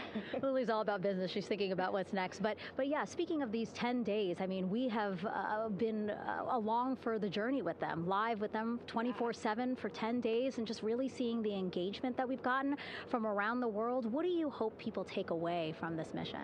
I think that's fantastic. So, you know, my story was that I went to the Kennedy Space Center. I was born in Colombia. I was 10 years old when we moved to the United States, but when I was 7, my family took me to the visitor center, and that's when I learned about Apollo. And we went to the moon, and I learned about astronauts, and that story was what really fueled me to want to do STEM and want to be an astronaut.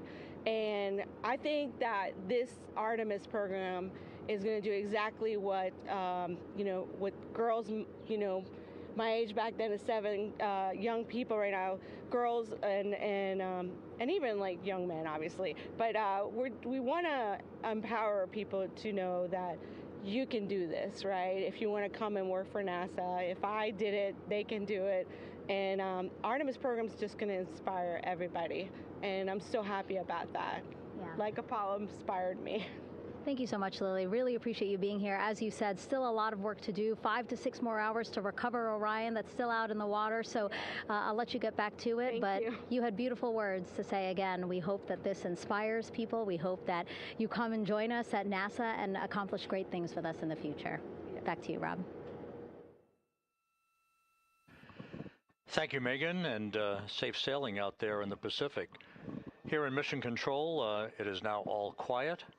The team of flight controllers and all their support personnel have left the room to enjoy the aftermath of a textbook touchdown by Integrity that splashed down in the Pacific right on target to complete this historic flyby of the moon, the Artemis II mission.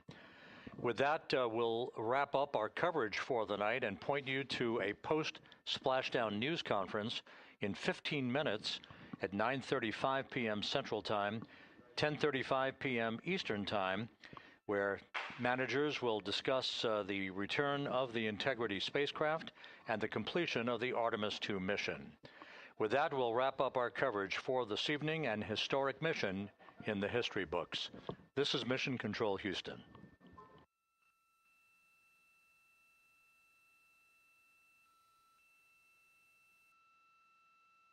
Main chute deploy. And we have 3 good main chutes. Houston Integrity, splashdown, sending post-landing command now. Splashdown confirmed. Copy splashdown, waiting on VLDR. Splashdown confirmed at 7:07 p.m. Central Time, 5:07 p.m. Pacific Time.